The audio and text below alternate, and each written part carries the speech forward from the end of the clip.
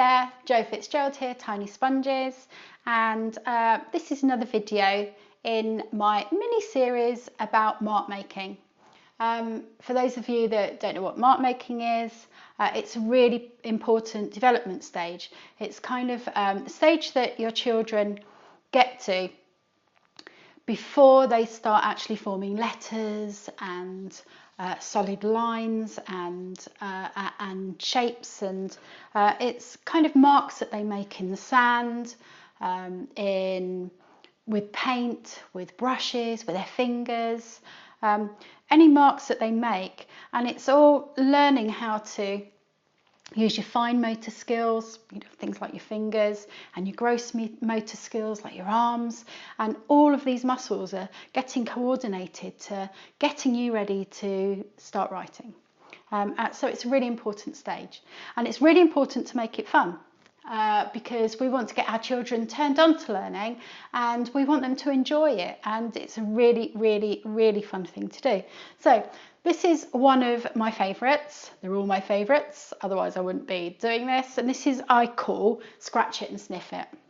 You'll find out why later. So what we need for this is we need a cup of corn flour. Just pour it in. Now, I say a cup. It would be really good if you kind of got your children to be measuring stuff. So, can you, with a spoon, they could be putting the corn flour into the cup. Oh, can you fill it up? Use a lot of language like this, because that's all maths going in, full, half, empty. And then we're going to add not quite so much water. I've got half a cup here. I might not even add that much, actually. See how it goes. And we're going to mix that together. Well, we're not going to. The children are going to mix it together. Wow, good mixing. Is it quite difficult? Does it get a little bit hard at sometimes? That's that tricky corn flour, isn't it? Wow, look at that. So, I quite like this consistency. And if you'd like a bit more corn flour in, if you'd like it a bit thicker, then that's fine. Add some more. It doesn't really matter. It's up to you. There are no fixed measurements for this. Right. So what we're going to do, or what I'm going to do, is I'm going to pour them into 3 bowls. Be a nice idea if you had, something like a ladle, and you could get the children to be doing this. And it doesn't have to be 3 bowls. See, for me, that's a nice consistency, but I know a lot of people would like it a bit thicker than that, because this is going to be messy.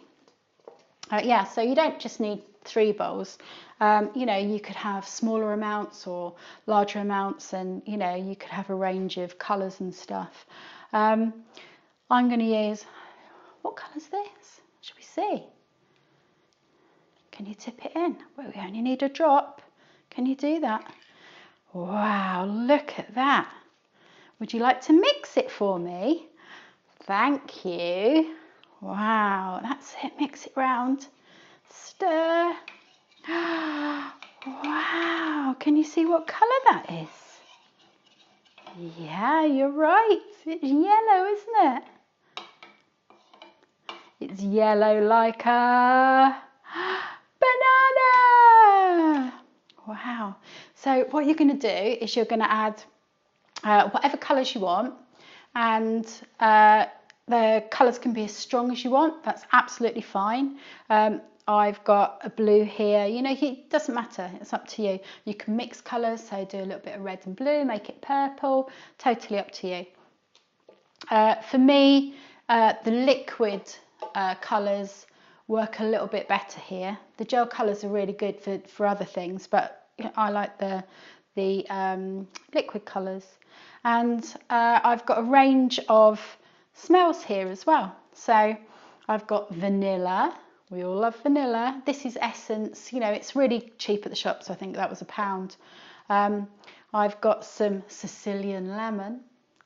You could use almond, you could use whatever you want. You can also use, and I think this is really good, if you've at home, if you've got one of those oil diffusers, like the little burners that you tip some of the oils in on the top, and they burn off and they make a really, really nice scent throughout the house. You can use those, and they last a little bit longer actually, because you don't need so much of them. You know, they're very often a stronger scent, which for this particular activity is probably really good. I'm going to use this because it's one of my favourite. It's rose. So as much of it as you want. It's probably better to add more rather than less actually, because this activity after all is called Scratch It, Sniff It, so you know we need to be able to sniff it. So there you go. So I've got yellow in there and I've got rose. In this one I might have blue and vanilla. In this one I might have pink and, oh, who knows, my favourite, almond. Let's have a bit of almond. You know, you can mix and match them. If you wanted to, you could even try and get and match, maybe for older kids, say, okay, let's have maybe green. You know, what's a smell that goes with green? Maybe some pine. Wouldn't that be nice? So, you know, you can choose. The lemon, you know, of course, could be yellow. I've mixed it up a bit, but you can do whatever you want. So with these, this is now paint. And your children are going to paint with this. Now you can use brushes. I like to mix it up a bit so children have got, you know, a whole range of things, because that really helps with their dexterity, with their fine motor skills, because they're holding different implements, different tools. So for instance, this is, you know, the handle is a bit flatter than a paintbrush. You could do, you know, like maybe mini rollers. You know, like, so you get radiator rollers, really tiny ones. So, you know, you could use one of those. You could use dabbers. Dabbers are really, really good. You know, anything that is different that your children can use to actually get the paint onto the paper with, you know, it's really great, because they're all different shapes and sizes, and that's what your children need for these tiny little finger muscles. It's really, really important. So they're going to paint with the paints, with the implements, onto this paper, and it's going to be, what an amazing picture. That's fantastic. I love it. Look at all the colours. It's incredible. Should we leave it to dry? Yeah, we're going to do that. Okay, so you're going to leave it to dry, and then this is where the magic comes. So the paint's dry, you go back to your picture, you look at it, and you know what happens? If you scratch it, you can smell it. Oh, what can you smell there? You're right. That's lemon. I can smell lemon. What about this bit over here? That's right. It's rose.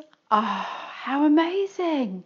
What a great activity. You know, it's really helping all those movements, but it's very sensory as well. You know, you're getting the textures, you're getting the smells, and it's great, and it's something a little bit different, and I think your children are going to love it. If you are worried that, you know, you haven't like taken all this in, that's fine, because what I'm going to do, my next post will be a photo of my activity sheet, which tells you, you know, everything that you need to do, some of the vocabulary that you can use with your child, and also it will tell you about, you know, why you're doing it, all those little development things that are going on as you're doing this activity. Yeah, so I hope you really enjoyed this. If you did, share it with a friend. If you didn't like it, share it with somebody you don't like. And I really, really appreciate your comments. You know, what I want to be doing is doing stuff for you, doing stuff that you like, and I can only really gauge that if I'm getting comments and shares. So if you do that, it would be fantastic and great. So anyway, I'll see you next time, and thanks for watching.